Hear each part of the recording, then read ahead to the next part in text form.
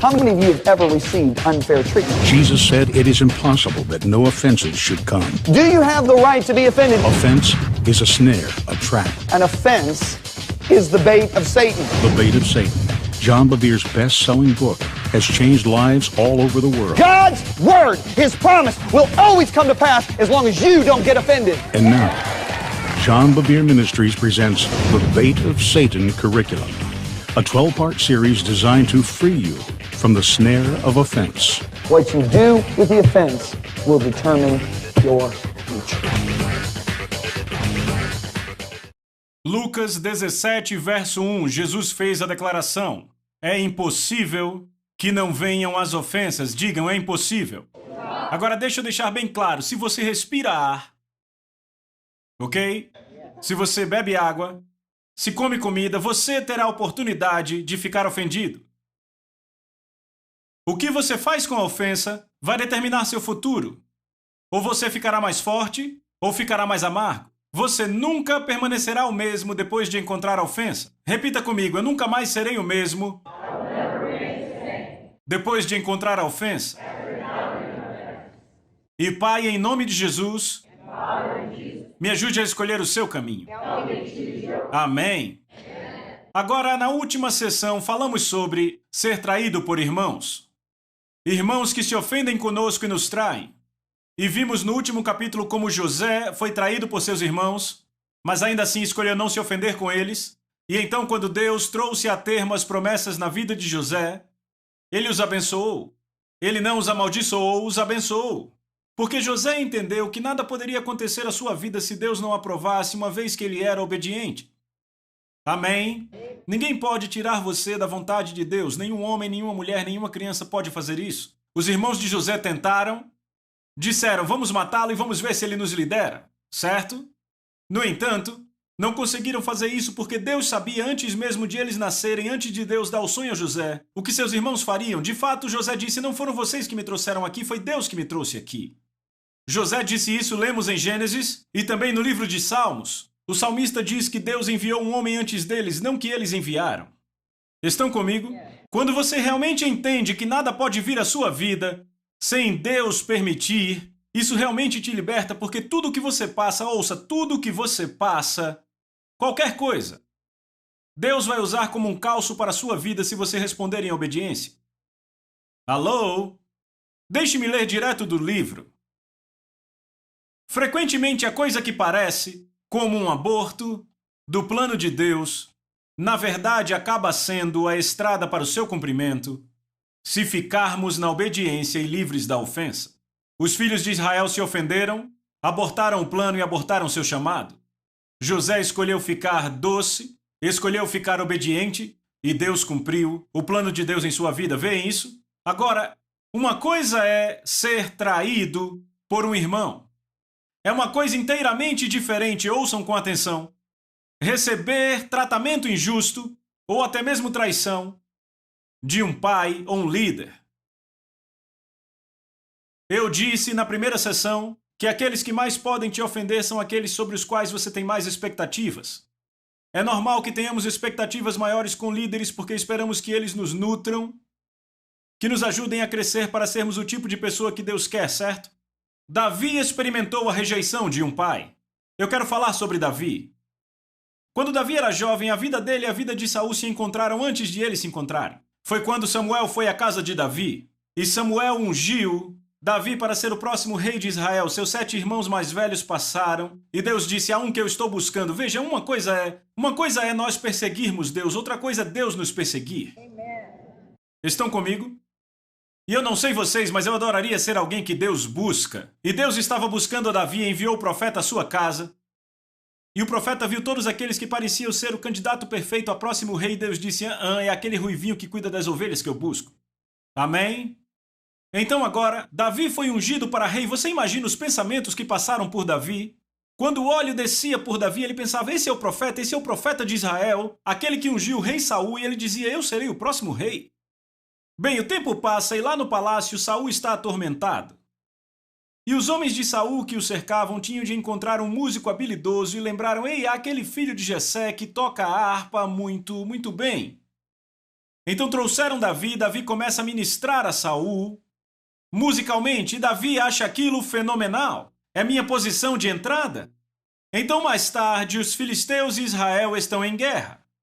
E já estavam em guerra há algum tempo e o pai de Davi diz, eu quero que você leve comida a seus irmãos e veja como eles estão. Quando ele chega, vê todos assustados atrás de pedras, se escondendo de um gigante que tem cerca de 3 metros de altura.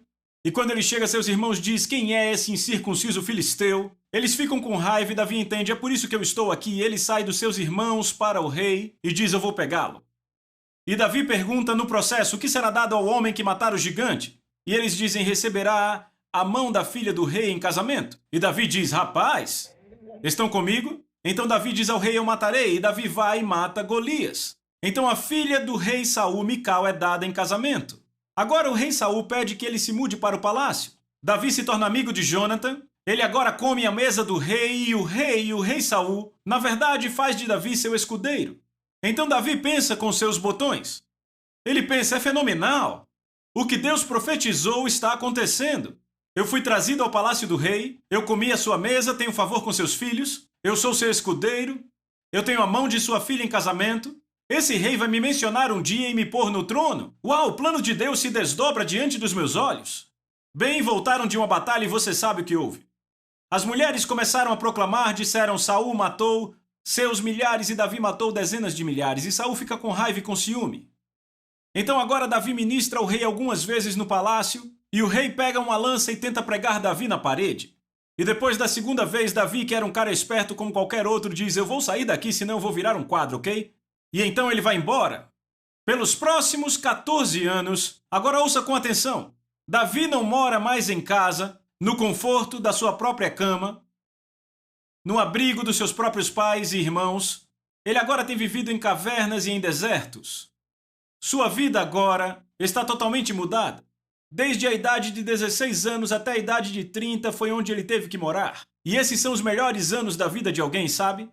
E só por uma razão, porque o seu líder está tentando matá-lo.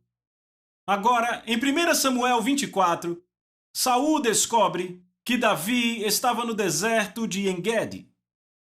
Certo? E quando Saul sai, ele sai com 3.000 dos melhores guerreiros de Israel para fazer uma coisa, amigos, matar Davi. Agora você consegue imaginar, se você é uma pessoa e o seu líder está querendo te destruir absolutamente. Agora ouça, estamos falando de um líder sob o qual Deus te pôs. Estão comigo? Não foi o diabo que pôs Davi sobre Saul, foi o Senhor. Estão comigo? Saul vem com esses 3.000 guerreiros e eles chegam numa caverna em En-Gedi. Dentro da caverna é um pequeno lago. E Saul e seus homens tiram a armadura, ou eles estavam tomando banho ou estavam usando o banheiro, se é que vocês me entendem. Então estão completamente desarmados. Agora Davi e seus homens estão na parte de trás da caverna. E seus homens dizem, ei Davi, é isso, Deus está te dando seu inimigo. Deus literalmente o trouxe às suas mãos. Todos desarmados, podemos ir a eles e matar um por um assim, sem perder nenhum homem. E o que Davi está pensando? Agora ouça. Davi está pensando, alguém mentiu para o meu líder. Alguém virou o coração dele contra mim. Alguém disse a ele que eu era rebelde, que eu ia tirar seu reino, seu ministério dele. Vem, amigos, deixa eu dizer. Quantos sabem que há líderes bons e líderes cruéis? Quantos sabem que isso é verdade? Posso ver sua mão, quero ter certeza. Quantos sabem que Deus ordena ambos? Veja, ele não faz o líder mal, mas ele põe autoridade em um líder que pode ter uma personalidade ruim. Estão comigo? Mas ele vai usar esse. Ok? Então aqui está Davi, debaixo de um líder desses, e seus homens o encorajando, e o que eu percebo é que toda pessoa que está recebendo tratamento adverso de um líder passa por isso constantemente. O que eu fiz para ele virar seu coração contra mim? O que eu fiz? Que pecado cometi? O que eu fiz de errado? Amigo, às vezes você não fez nada de errado. Não é sempre assim, mas na maioria das vezes, muitas vezes, é o filho ou a pessoa que está seguindo que comete o erro. Mas há vezes em que os líderes, seu caráter ainda não está desenvolvido, construído, mas Deus vai usá-los como o quê? Como vasos de purificação, amém? Então Davi está pensando, o que eu fiz que fez com que Saul se virasse contra mim? Eu sei o que farei. Vou provar minha inocência para ele. Eu vou provar que eu não sou rebelde, não estou tentando tirar sua vida nem seu ministério. Então Davi vai e corta um pedaço do manto de Saul. E ele pega e se afasta a uma grande distância. E quando Saul sai da caverna, Davi clama com alta voz. Ele diz, Saul, meu pai, meu pai. Essas são as palavras exatas. Você está em 1 Samuel 24. Veja aqui, verso 5. Agora aconteceu depois que Davi se perturbou, porque cortou o manto de Saul. Sabe o que eu amo nisso? Na King James diz que o coração de Davi bateu nele. Davi era tão terno para com Deus que mesmo quando ele cortou o manto do seu líder, seu coração o condenou por cortar o manto. Veja como seu coração era terno para com seu líder, e esse era o líder que queria matar ele e que fez sua vida ficar de cabeça para baixo por anos. Verso 6, e disse a seus homens, o Senhor me guarde de fazer isso, ao meu mestre ungido de Deus, estender minha mão contra ele, vendo que ele é ungido do Senhor. Verso 7, então Davi conteve seus servos com essas palavras, e não permitiu que se levantassem contra Saul. Saul saiu da caverna e tomou seu caminho. Davi também se levantou depois, saiu da caverna e chamou Saul, dizendo, meu senhor, o rei. Quando Saul olhou para trás, inclinou-se Davi e lhe fez reverência com o rosto em terra. Davi disse a Saul, por que você dá ouvido a esses homens que dizem, certamente Davi busca teu mal? Veja, hoje teus olhos viram que o Senhor te entregou em minha mão na caverna, e alguns me disseram para te matar, mas minha mão te poupou. E eu disse, eu não vou estender a minha mão contra o meu Senhor, pois ele é ungido do Senhor. Verso 11. Além disso, meu pai, repita, meu pai. Agora você vê o que Davi está fazendo, ele está clamando, por favor, seja um pai para mim. Por favor, seja um líder para mim. Eu apenas quero ser seu filho. Além disso, meu pai, veja aqui a orla do seu manto em minha mão. Pois pelo fato de eu ter cortado a orla do seu manto e não te matado, saiba e veja que não há nem mal, nem rebelião em minha mão. E eu não pequei contra você, ainda que casses a minha vida. Então veja que Davi é muito claro tentando mostrar a Saul, não há rebelião em mim. Eu não estou interessado em te destruir. Agora, Saul olha para Davi e diz, Davi, você é mais justo do que eu sou, que Deus te abençoe, e Saul vai embora. Agora vocês imaginam o alívio de Davi, amigos? Tendo provado sua inocência ao seu líder. Então agora ele pensa, certo, agora ele não vai mais caçar minha vida e possivelmente vai me restaurar, porque ele pode ver que eu não quero destruí-lo nem tirar seu ministério. No entanto, 2 capítulos depois, Davi está no outeiro de Áquila, Saul ouve sobre isso, e lá vai Saul com aqueles mesmos 3.000 guerreiros, em 1 Samuel 26. Agora, quando ele faz isso, é aí que fica bom. Deus põe todo o exército em profundo sono vindo do Senhor. Certo? E Davi sabe disso. Repita, sono profundo do Senhor. Então esse não é um sono comum. Deus literalmente derruba esses caras, e quando Deus derruba alguém, ninguém acorda. Certo? Então Davi diz, ei, Deus os colocou em profundo sono, Deus revela isso a Davi. Então ele olha para os homens e ele diz, certo, eu vou para o acampamento de Saul, quem vem comigo? E o Senhor pega o cara perfeito, Abissai, que é o irmão de Joabe, que é sedento por sangue. Você entende? Abissai matava quem olhasse torto para ele, entende? Então Abissai e Davi se esgueiram até o acampamento, e eles passam por todo o caminho até o centro do acampamento, onde estavam Saul e Abner. E lá estava Saul derrubado, Abner ao seu lado derrubado. E Abissai pega a lança, e Abissai diz, certo, Davi, é só você falar, só dar o comando, e eu enfio isso aqui nele e ele nunca mais levanta. Davi? Davi não diz nada. Ele não fala nada. E Abissai vira para ele e faz, o que você está fazendo? Me dê a ordem. Davi não diz nada. Abissai diz, qual é o problema, cara? Ouça, Davi, ele veio para te matar. E você provou sua inocência a ele há 2 capítulos atrás, Davi.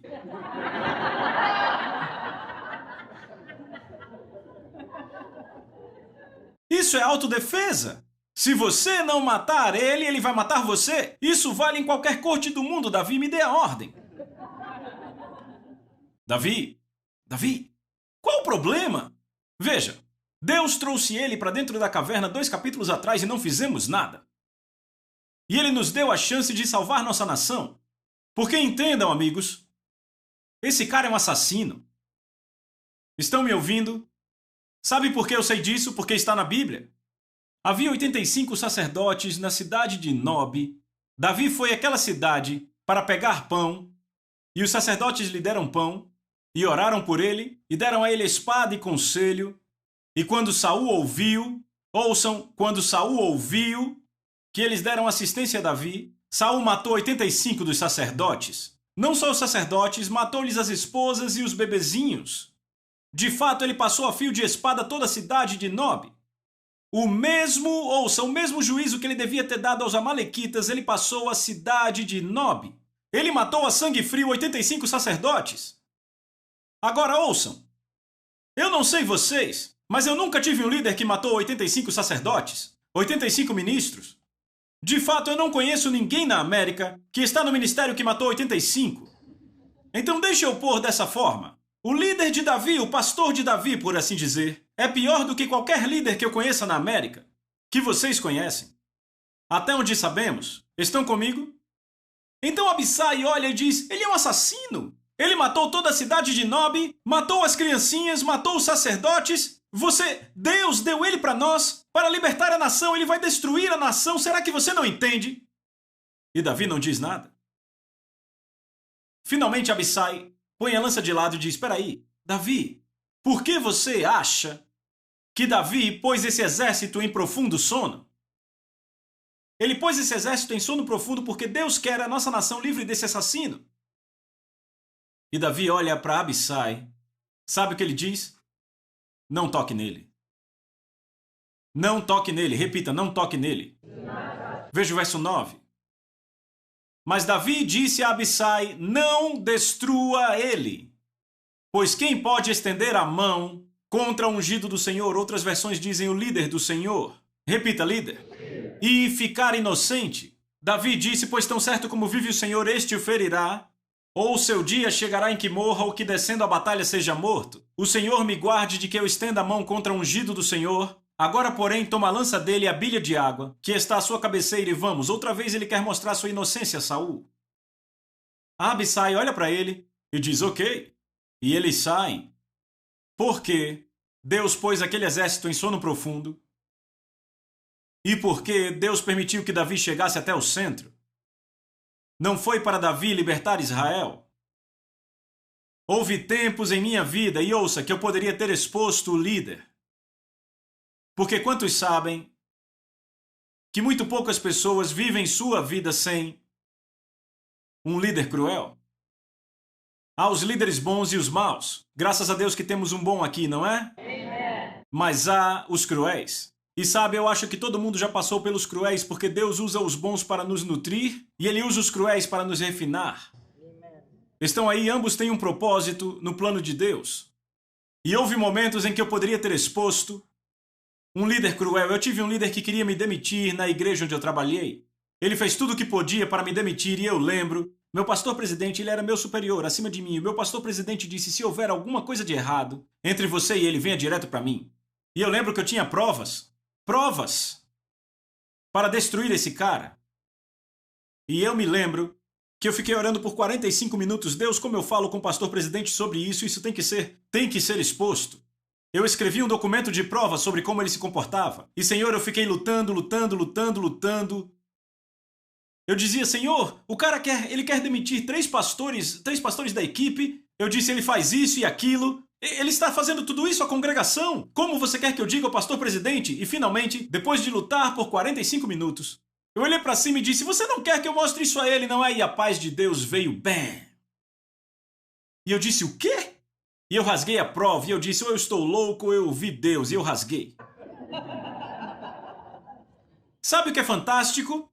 Um mês depois eu estava orando e eu vi esse cara Eu estava orando no estacionamento, 1 hora antes de entrar, eu estava orando, vi esse cara e Deus disse, Mateus 8,18, eu quero que você peça desculpas. Eu disse pedir desculpas a ele, eu não fiz nada para ele quis me demitir.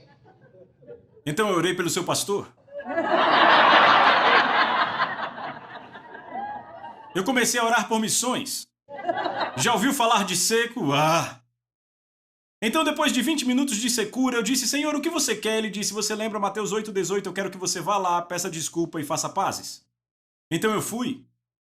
Eu entrei no escritório dele e disse, sabe, eu estava orando essa manhã, o Senhor veio, falou comigo, eu tenho sido muito crítico, tenho te julgado, tenho feito errado, então você me desculpa.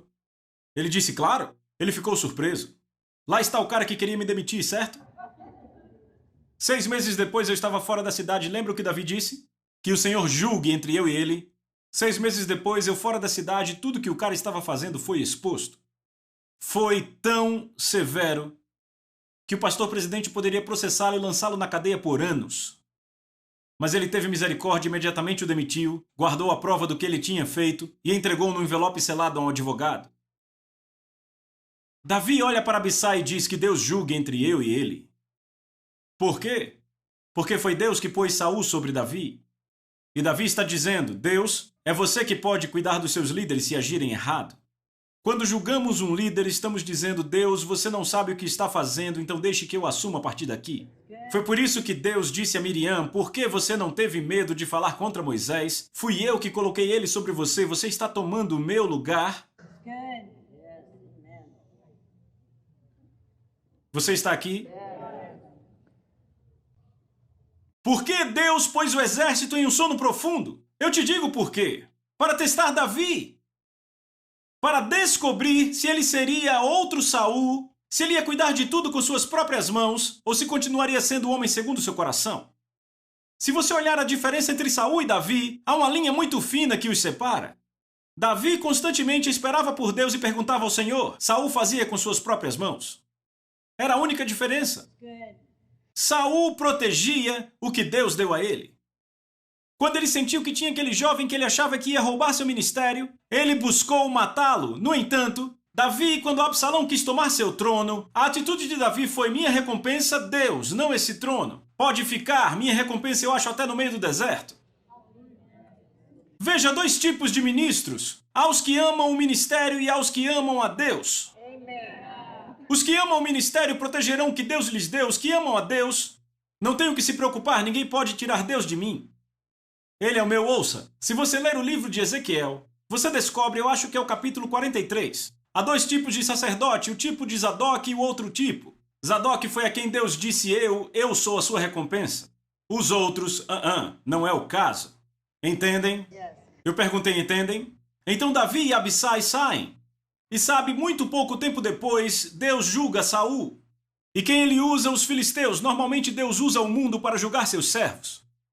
E os filisteus matam Saul. Agora ouça com atenção. Quando os filisteus matam Saul, Davi não vai, rapaz. Teve o que mereceu. Já era hora. Estragou 14 anos da minha vida. Eu dormia em pedras como se fossem travesseiros. Já era tempo de Deus pegá-lo. Isso é alguém ofendido? Jesus disse, a boca fala do que o coração está cheio. O que Davi faz quando Saul é julgado? Por Deus. Ele ama todos de Judá a amar Saul, cantar para Saul. E ele diz, ei, não proclamem isso nas ruas de Asquelon.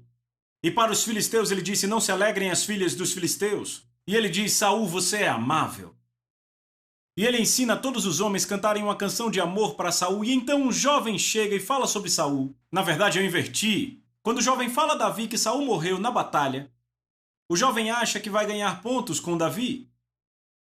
E Davi diz, como você sabe que ele morreu? Porque ele estava ferido para morrer e não queria ser torturado. Então ele me disse para matá-lo e eu o fiz. E Davi diz, como você pôde não temer, estender sua mão contra o ungido do Senhor? E Davi matou o homem que achava que ia ganhar pontos.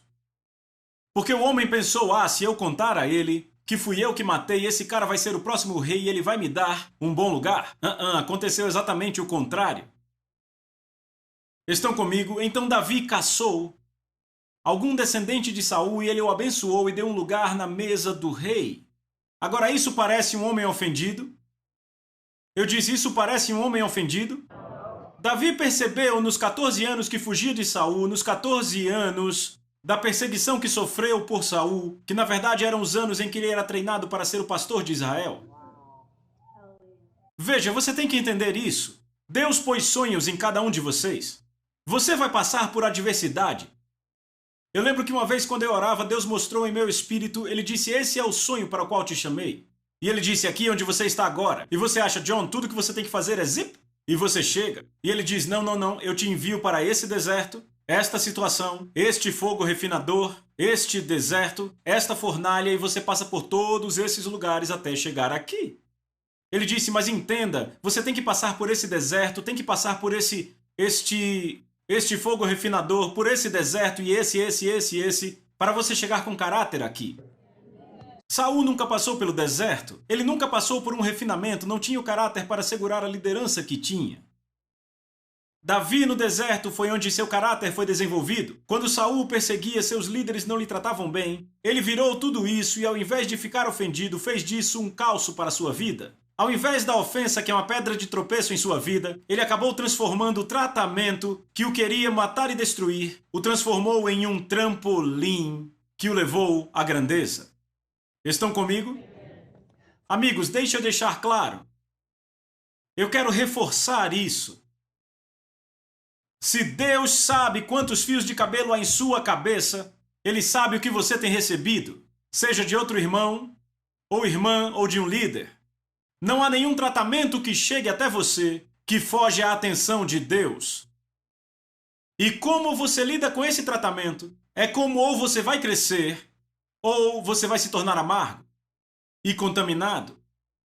E a coisa que é mais triste é que o céu inteiro está te incentivando, todo o céu dizendo, eu torço por você, eu quero que você passe bem, porque se você pudesse ver o que está do outro lado desse tratamento injusto, se pudesse ver o que está do outro lado dessa ofensa, se você pudesse ver o que eu tenho para você, você deixaria tudo isso para lá. Ah, sim, posso olhar de volta para aqueles tempos e dizer, sim, eu lembro, foram dolorosos. Doeu, vieram perguntas, muita dor em meu coração, mas quando olho agora,